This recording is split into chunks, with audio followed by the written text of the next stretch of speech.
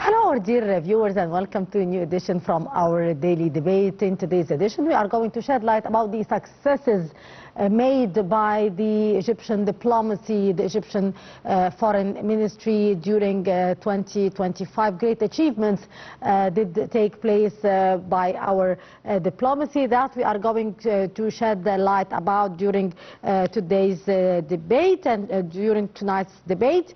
And we'll start as usual with our top stories, where Prime Minister Mustafa Madbouli paid an inspection tour to follow up the executive status of the projects under the presidential initiative Decent Life in the villages of Al-Saf Center in Giza Governorate on Tuesday.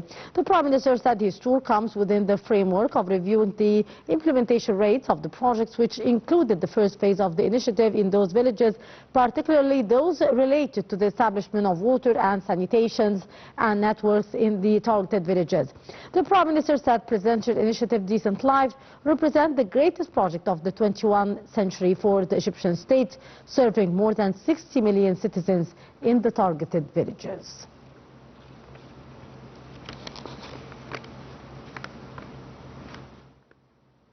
Foreign Minister Badr Abdel-Ati reviewed on Tuesday with the Turkish counterpart Hakan Fidan the preparations for the visit of the Turkish President Recep Tayyip Erdogan to Egypt during the first quarter of 2026.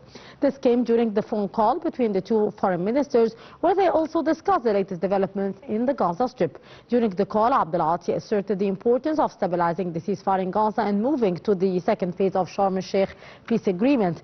The two ministers also tackled the situation in Syria, where Abdel-Ati underscored the need to push forward towards a comprehensive political solution in Syria that preserves the country's unity and territorial integrity.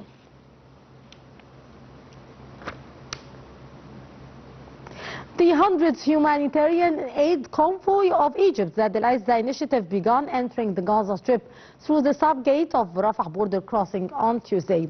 The convoy was carrying urgent humanitarian aid, food and relief supplies to the Palestinian territory. It was also loaded with badly needed medical supplies, which Palestinian Red Crescent was demanding to address the humanitarian crisis in the Strip.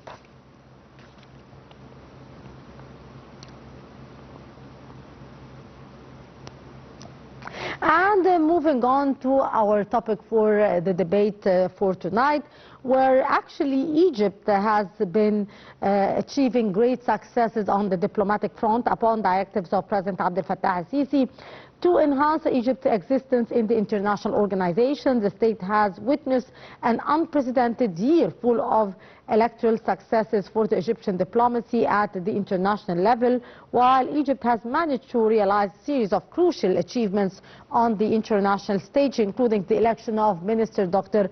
Khalid Al-Anani as the Secretary General of the UNESCO, with the biggest vote in the organization history. Also, other great successes on the political fronts were achieved by the Egyptian diplomacy. More details in the following story. Egypt has marked a year full of diplomatic achievements, which reflects a comprehensive national strategy aimed at restoring the country's regional and global standing, strengthening multilateral cooperation and ensuring that Egyptian interests are effectively represented on the international stage, as well as collectively highlighting the high level of international credibility enjoyed by Egyptian diplomacy. Through active diplomacy, strategic alliances and credible leadership, Egypt has managed to secure influential positions in several major international organizations, underscoring the growing international confidence in Egyptian diplomacy. Over recent years, Egypt has pursued a foreign policy that emphasizes balance, engagement and constructive participation in global affairs. This approach has been particularly evident in the country's efforts to increase its representation with international institutions. The current year stands out as a milestone, as Egypt achieved a series of high-profile electoral victories that reflect both the competence of its candidates and the trust placed in Egypt by the international community. These achievements are not isolated successes, but rather the results of sustained diplomatic efforts, professional performance, and a clear vision for international cooperation. One of the most significant accomplishments was the election of Minister Dr. Khalid Al-Anani Al-Anani as Secretary General of the United Nations Educational, Scientific and Cultural Organizations. This election was historic as Dr. Al-Anani secured the largest number of votes in the organization's history, a clear indication of the broad international support for Egypt's candidate. His victory reflects Egypt's strong engagement in cultural diplomacy and its commitment to the protection of heritage, education and scientific cooperation. Given Dr. Al-Anani's extensive experience in the fields of tourism, antiquities and cultural preservation, his leadership is expected to contribute positively to UNESCO's mission at a time when global cultural heritage faces numerous challenges. In addition to this landmark achievement, Egypt has secured membership in UNESCO's Executive Council. This position allows Cairo to participate directly in shaping the organization's policies, programs and strategic priorities. Membership in the Executive Council is important as it provides Egypt with a platform to advocate for issues relevant to developing countries, promote cultural diversity and support initiatives aimed at preserving world heritage.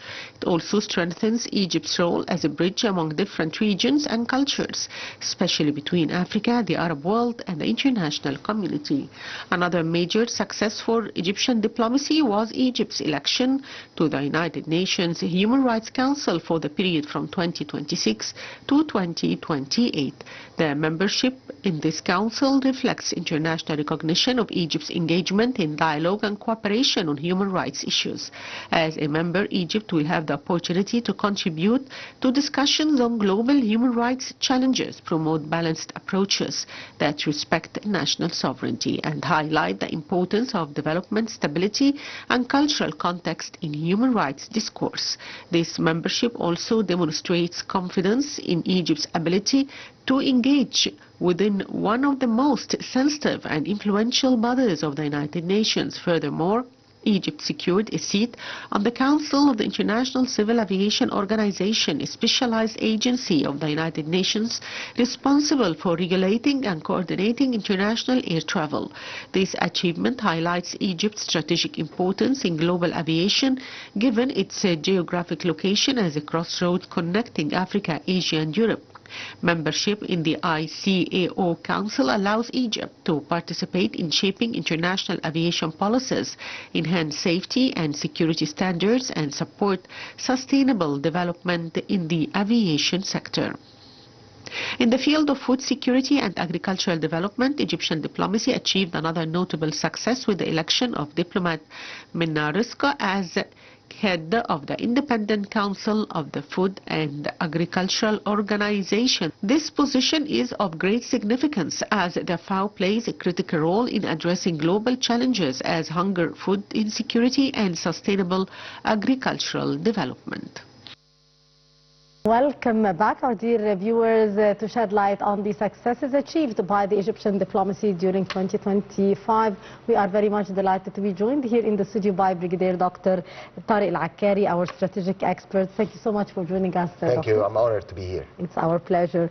Sir, how far the unprecedented year of electoral successes achieved by the Egyptian diplomacy have been reflected the effectiveness of President Abdel Fattah al-Sisi's directives to strengthen the Egyptian engagement in the international organizations? Let me tell you from the beginning, the strategy of President Abdel Fattah al-Sisi, the core competence of it was just to have all his team to have one single strategy for one single approach for one single target. And it was balanced footsteps, but it was very, very, very bold steps. How to make lobbying with other countries to have such votes. We will talk about Dr. Khalid Al-Anani. He took the most votes of every and each country. It was voting for the UNESCO. And the president himself is the one that I can remember when Anthony Blinken came up here in Egypt after 7th of October, and the president get to all the media and to stop the forced displacement of Palestinian people. This was the starting of the strategy of having or saying no for the displacement. But the diplomacy in Egypt was parallel and following the strategy he made by himself. It was all countries was prepared to have Egypt as a good player and an influential player in the Middle East and others. Egypt has balanced affairs with every and each country. Even countries have conflicts with each other, like Russia, United States of America, China, Iran even. The balanced affairs and the balanced relation between countries made us that we have we are like a hub for each and everyone in the Middle East. Indeed. Sir, what directives did the head of state issue to enhance Egypt's role in the international organization, and how were these reflected in Egypt's recent diplomatic achievements? I believe that cooperation with countries, not confrontation with countries, was the first step or the first priority in the strategy of Egypt. I believe also that putting a good representatives for Egypt to achieve the same targets, I believe this was one of the selection of people whom represents Egypt, I believe. And another thing, I think the whole team was working with one single clear strategy, and this is very hard for a country in like Egypt. We have all the borders on fire, and we are a stable country up till now, alhamdulillah. And this is the main issue.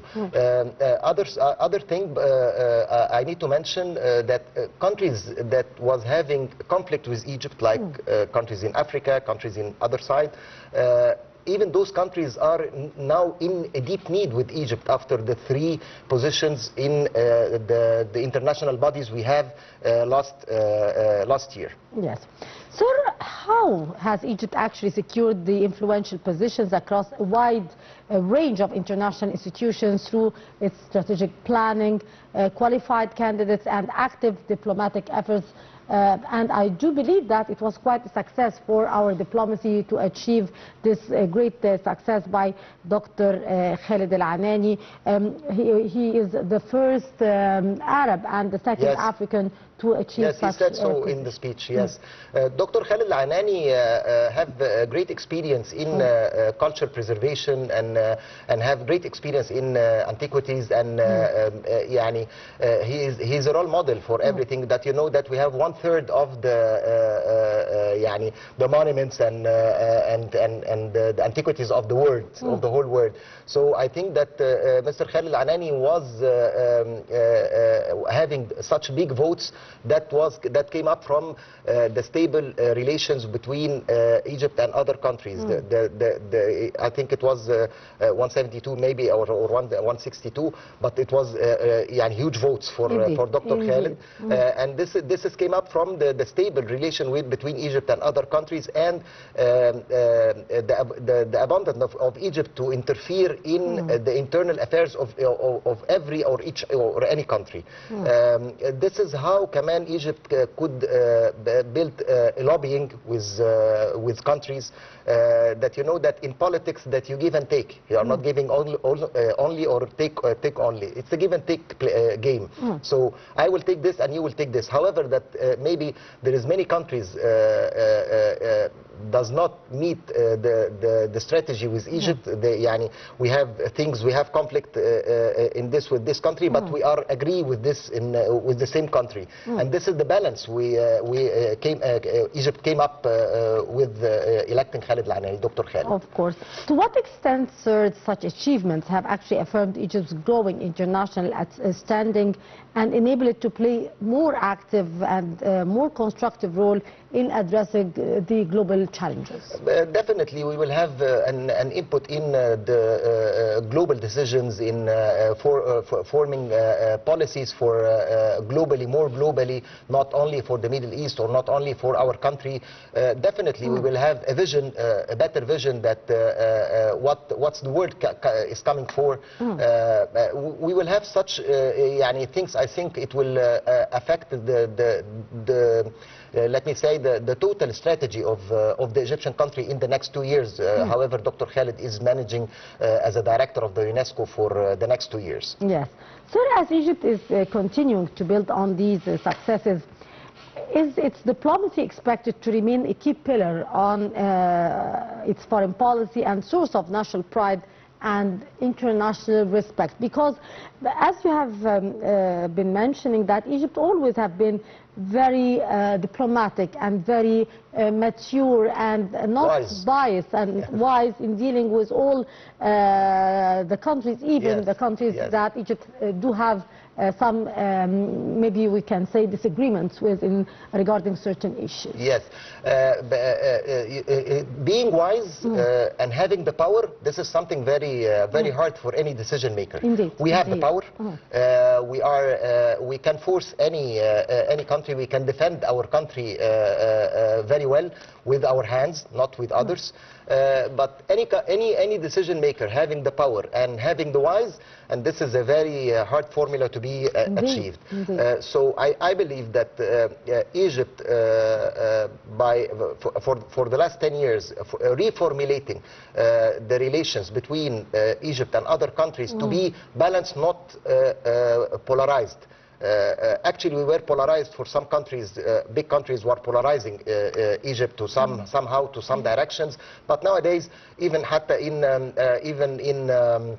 in arming and so, I think we are open for any country to have great relations with others and great relations with countries, and all the relations coming to build, not to destroy, to cooperate, not to confront. And this is the policy of the Egyptian country. Indeed.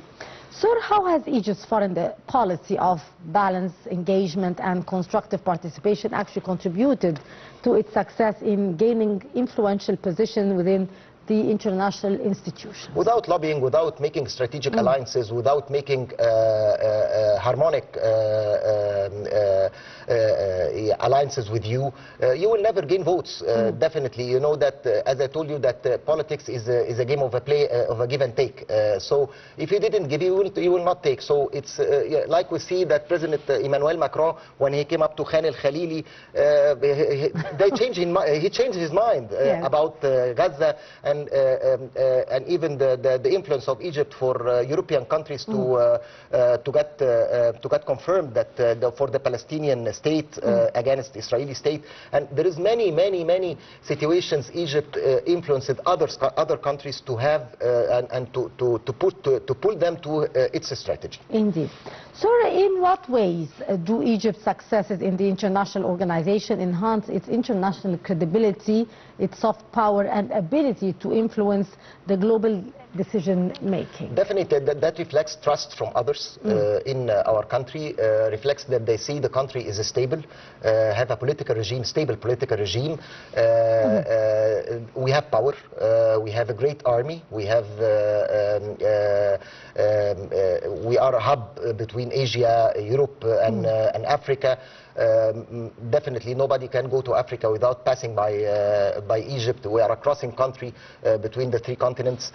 So I think it reflects the trust and the stability of the country. Yes.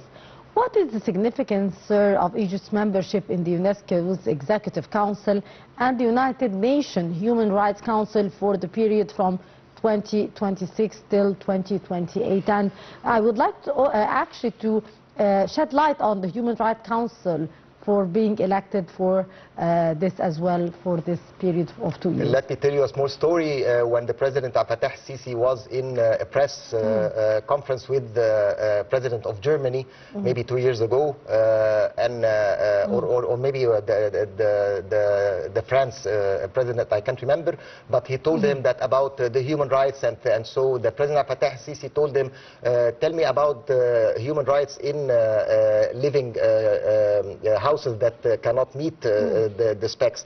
Tell me about the unemployment. Tell me about, he told him about the real human rights in Egypt and how we make a success in this by Bashair al-Khair, Hay al-Asmarat, Haya Karima, all these initiatives. Development. Yes, all these initiatives came up from the country, and maximizing the social insurance for poor people, and all this was for the human rights in Egypt. From this concept, I think that people saw that how Egypt developed in this area in human rights, and I think being in those two bodies of international bodies like UNESCO and the human rights, I think that will give Egypt more influence to explain for others what human rights actually in our countries, not in their countries. Indeed. Sir, how does Egypt see it on the International Civil Aviation Organization Council reflect its strategic, geographic and political importance? Yes, this has come from the 7,000 years of civilization from Egypt, and coming from Egypt is a hub and a crossing country between Europe, Asia and Africa, and I think this is the main issue for that Egypt is an access country for many continents, and a great experience we have in this topic. I think in the last 4 or 5 years, I think this is what came up for this position. Yes. In what ways do Egypt's recent diplomatic achievements reflect a comprehensive national strategy aimed at restoring its regional and its global standings? I think we had the strategy for a pro-diplomacy, not a counter-diplomacy, not a confrontation diplomacy.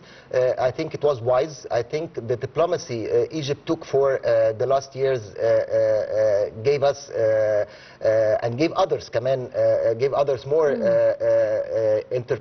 to interpret more how Egypt is being managed, how is 120 million people is living now after 2 revolutions, and after this, and after COVID, and after the Ukrainian... Many challenges. Definitely many challenges, and we came up from these challenges without having any kind of catastrophe, alhamdulillah. And I think this is a success story, should be learned for anybody. Indeed.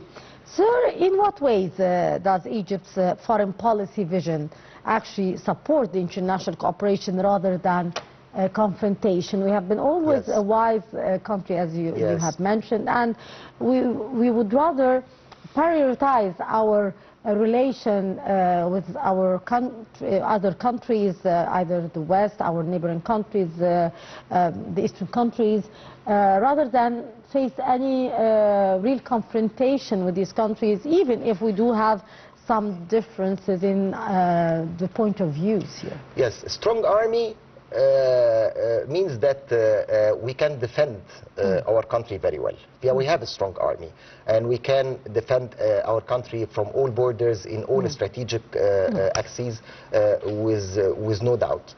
But wisdom here is not to pay compromises.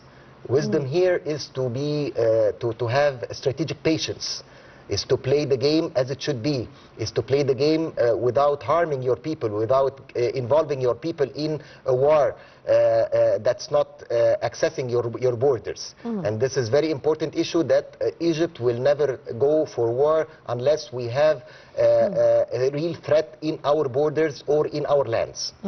We will not having a war for others. Yes. We can support others, we can help others, we can provide others with humanitarian aids, no problem. But having war for others, this is the wisdom I think we have. However, again, the decision maker having the power it's very hard to him to have to be wise. That he knows that he has the power.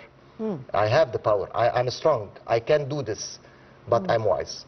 I know very well the results, and I know very well the consequences of involving my people, involving 120 million people in a war without having wise decisions and a real valuation for current status. So to what extent is it important to have both the power that you should have, because if you don't have this power, maybe others will invade you, or maybe others will attack you, see you weak, and you will be an easy target. Will be attractive. And yet you have the power, and yet you use your wisdom, not to use it in a foolish way, or maybe if anyone did not attack, but did moved beyond the line.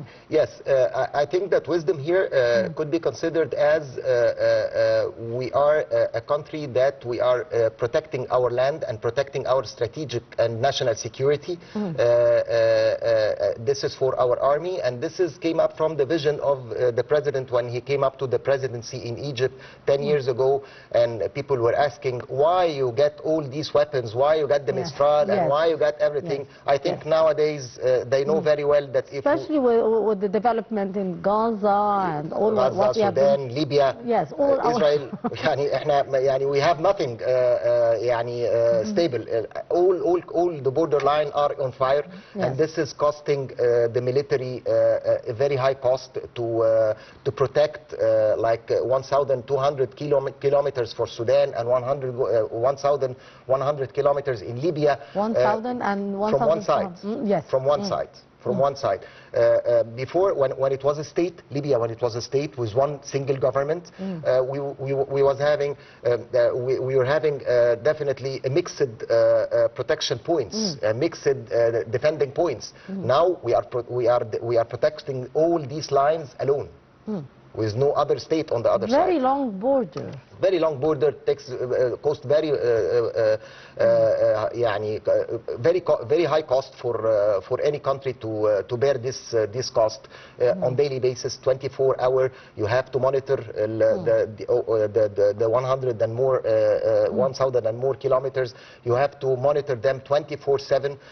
Nobody can take for even for drugs, for weapons, for even creating terror points in this, or terror zones in these areas. So you know that we Sudan, did see Libya, many threats from these points. Yes. So that would bring me to ask about a very important point, which is related to the issue of the borders and insecurity and the neighboring countries, which is illegal immigration.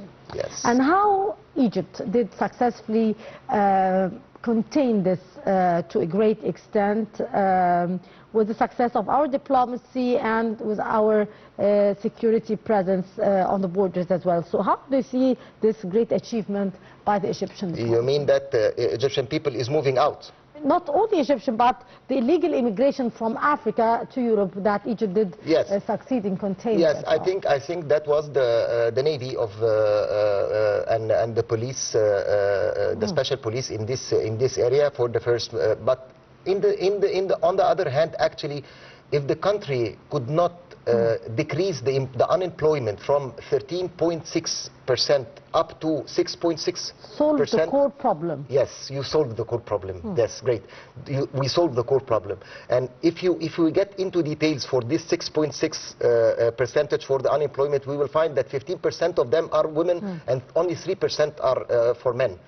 So actually we did a great achievement in this topic. So why could a young man go for a risk on the sea and go for a country he doesn't know, he never knows what the country is coming for, and he may be arrested there. We hear about stories that people went to Russia and has been involved in the military, and now they are killed or they are present in arrested in Ukraine. Many of these stories for Syrian people and others, but the country who cannot protect the borders, it will be a mess. This is a great. This is a real collapse for the state. Third, are back to the membership of the International Civil Aviation Organization. What's the importance of Egypt's membership in such an organization? More trust in Egypt, more involvement in the decision, in the worldwide, in the international decision making, more input in the world policy for even human rights, even for UNESCO, even for protecting inequities, protecting cultures, more influence and more more influence in the worldwide decision maker, and more input for creating policy. How does Egypt's geographical location is enhancing its strategic importance in the global aviation? For the time being, Egypt's a strategic location for these on-border fires. Yeah, I don't know, but maybe this is the God gift that we are in the middle of the world, in the middle of Asia, Europe, Africa. We have Suez Canal. We are connecting two continents.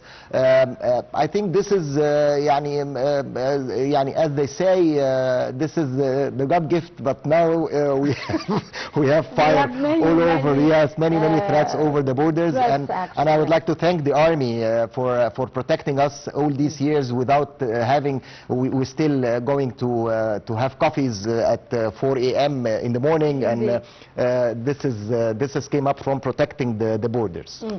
In what ways can Egypt influence the international aviation safety and security standards through the ICAO? I think we already did many things in influencing countries. Even President Trump himself, I think he changed his mind by having many inputs from Egyptian state and the president himself, and we affected the strategy and even the conspiracy of the Israeli people worldwide about they are victimized, and so I think along the last 2 years, Egypt, with its diplomacy, changed the idea of other European people and American people for to defeat this idea, I think. Sir, moving on to another institution, why is the election of diplomat Mina Riz as the head of the FAO Independent Council a great achievement for Egypt at that very young age, with this great important organization for food? The same that we put a good representative in Egypt. We have lobbying, we have strategic alliances with countries, and this will engage Egypt to have more explanation for how people, non-European people, non-American people is living actually on the ground, not by saying great statements and saying a big part of we have to say what we can do, not what we have to do. Yes. So I think this is the main explanation that we will get benefit from having this position in the FAO. Yes. From your point of view, how does Egypt's diplomatic successes contribute to the national pride? I think we have 2024 is a year full of success. It ends up by ending the war of Gaza in Sharm el-Sheikh summit, and the opening, the great opening for 2025. I'm sorry. Yes, yes. Thank you for the for the tip. 2025, I think we have the great success in stopping war in Gaza in Sharm el-Sheikh summit.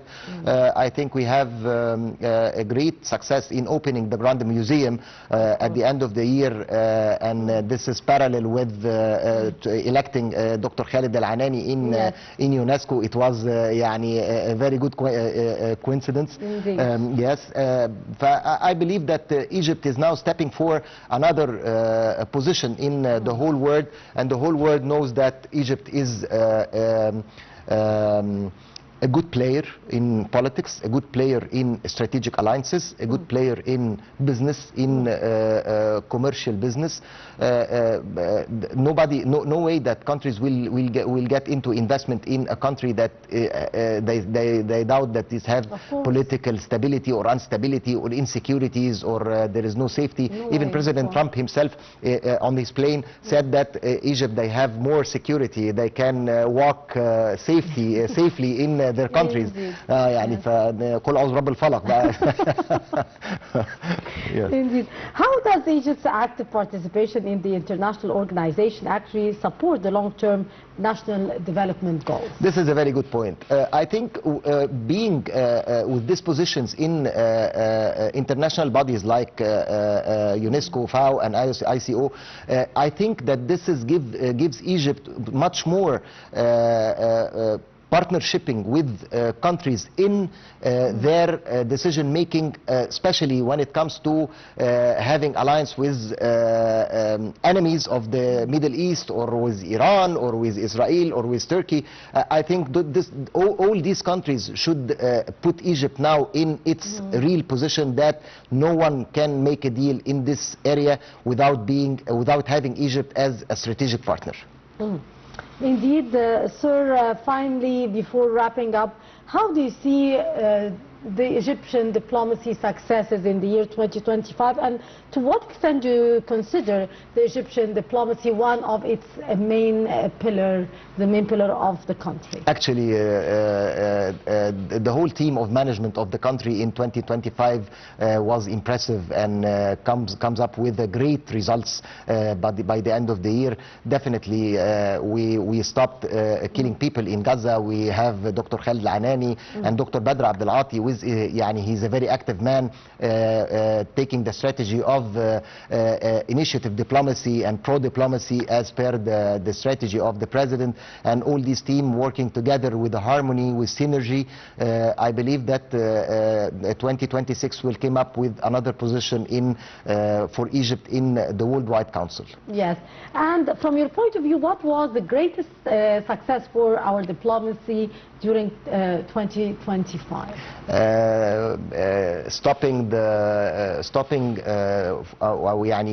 We could stop forced displacement of Palestinian people. I think this is the best thing ever and it takes very hard efforts to be done, starting from the president to the diplomacy. And still going on our efforts to, I believe it's, of course, continue the... Yes, but I believe we are in a better position, definitely. Yes, indeed. Yes.